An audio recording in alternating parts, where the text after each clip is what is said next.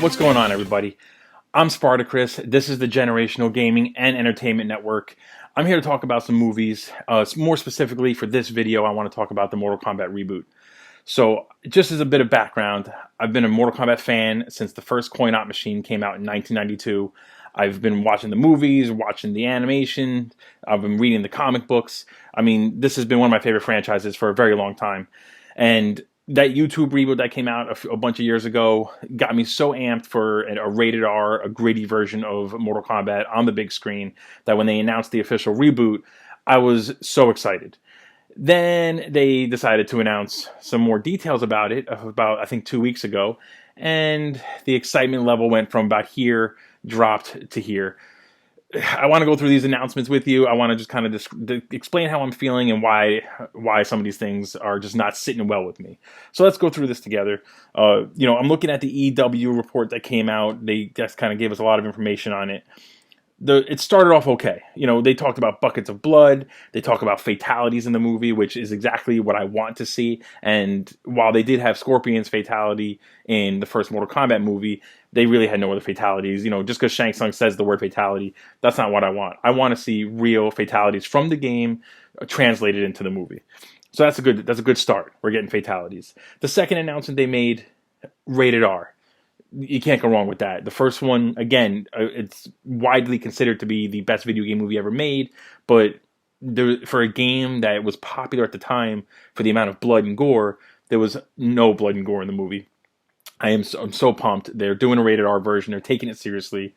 I love that. Then, as we keep going, some of the casting decisions that they made for this movie are fantastic. Scorpion and Sub-Zero look great. The actors playing those characters, you'll recognize them from a lot of other places. They're phenomenal martial artists. They're phenomenal action stars. Those are good choices. And if we keep going, what I really want to talk about is just the way the characters look. I've gone through these photos. I've watched them. I've looked at them for a long time, and some of them are great. Some of them are garbage. And let's just go through them real quick.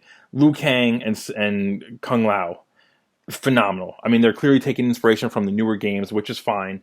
The little flame effects in that one image look fantastic coming out of Liu's hands. The hat, the outfits, they look perfect. That's exactly what I want to see out of Liu Kang and Kung Lao. Jax, I mean, it's not much to him, right? It's just a muscular guy with some metal arms. But if you're looking at the picture here, he looks perfect for the role. The arms look fantastic. They look like robotic arms, not just, fake metal sleeves he puts over his shoulders. So I'm amped about that. Sonya, in this one image of Sonya on top of, what I'm going to say is a goon for Shang Tsung. There's not much to her, a military chick. She should be blonde. They don't have to do much to get her character looking right. Hopefully the fight scenes are decent. Hopefully her fighting Kano is better. In this one picture, I'm assuming she's on top of some henchman that Shang Tsung has, because honestly, I refuse to believe that generic looking person is somebody who actually is a big deal in the comics. Going through, there's the one picture of Sub-Zero and Scorpion without their traditional costumes on. I guess this is where Scorpion's spear is coming into play. They look great. You can see he slashed Sub-Zero's face. The yellow and blue color scheme is there. They've done a good job there. I'm perfectly okay with it. This one image that I love is probably my favorite image that they've released, is Sub-Zero making the ice dagger.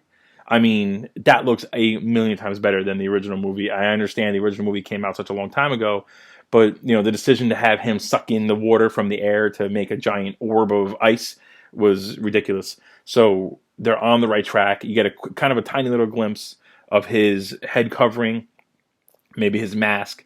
I'm all for it. Perfect, the perfect decision by the directors there and the creators. But then I come across this image, and this is the same guy that Sonya was on top of in the one picture. Who the fuck is that? That better not be somebody from Mortal Kombat. I'll tell you that right now. Well, he's got a little bit of acne, and it looks like his eye's a little red. Maybe he's got a little pink eye or something. Like, this is supposed to be Kano? Are you kidding me? Everything was good up until this point. Where's the metal faceplate? You got a guy with metal arms and someone else who can make ice daggers. Why can't you put a metal faceplate on this guy and give him a laser eye? If he shoots lasers out of that eye in the movie, I'm not going to be happy about it. That's not how it's supposed to be. I'm wondering if this is like kind of before he gets the laser eye installed. Maybe Sonya f's him up or something like that, takes his eye out, and then he shows up later in the movie with a metal plate, half Terminator style, which is what he's supposed to be. And again, Kano is not that hard to do. You have like a military thug kind of guy. Just give him a metal friggin'. I don't want to get too angry. I apologize. This next image, though, pisses me off even more, and this is where I start to think they're kind of on the wrong track with this movie. Who is this guy? When you look it up, his name is Cole. He's supposed to be our connection to this world to kind of help ease us into this. Who wants that? Nobody asked for this. Who the fuck is this guy?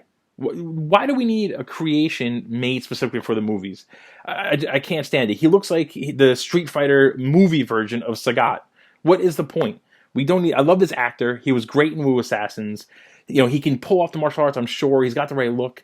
But why couldn't he be maybe Johnny Cage, or why couldn't he be any other character? Make him Ken Shi.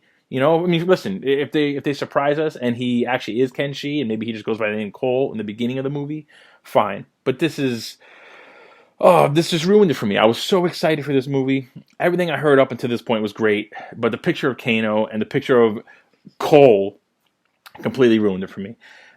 Now, just to be clear, I'm still going to go see this movie. I think it's coming out on HBO Max in April, if I read correctly. That's a perfect scenario for me. I don't have to go to a theater. Obviously, we really can't go to theaters right now, so we'll see what happens. But I'm still going to watch it. I want to support the movie because I want them to come out with sequels, and I want them to bring more characters into the movie. Excuse me. I'm still holding out hope that Goro is in this movie. You're going to have a lot to live up to, because honestly, Goro in the Mortal Kombat 1 still to this day looks awesome. Maybe he moves a little crappy, but they'll probably do a big CGI fest and he's going to look like garbage. I want to see Shang Tsung's transformations. The movie comes out in April. I'm surprised there hasn't been at least a teaser or something. And I'm hoping that maybe in the next month or two we'll get a teaser, and maybe it'll make me feel better when I hear about the story. Judging by the characters that they've casted and they've clearly released for this movie, they're focusing on the first two movies or so, maybe the first two games. Maybe they're having a little inspiration from the third movie with third game with Jax's metal arms. They're basically on the right track story-wise, and there's a lot of creative decisions that are good. Kano looks like garbage to me. And the fact that this guy Cole is our main character and he's going to be a big part of the movie, and he just made for the movie because I guess they don't trust us to be able to just kind of dive right in, it just ruins it for me. Let me know what you think. I want to have these conversations. I want to get deep into this. And please join me when the movie comes out. I'd love to kind of hear your opinions on it. I'll be giving my own opinion, trust me. And then that'll do it for this video. I will be back with more information. There's been a lot of movie announcements over the last few weeks, and with COVID kind of changing the landscape of Hollywood and the movie industry, I'm going to have a lot of thoughts and a lot of things to say. So I'll see you next time.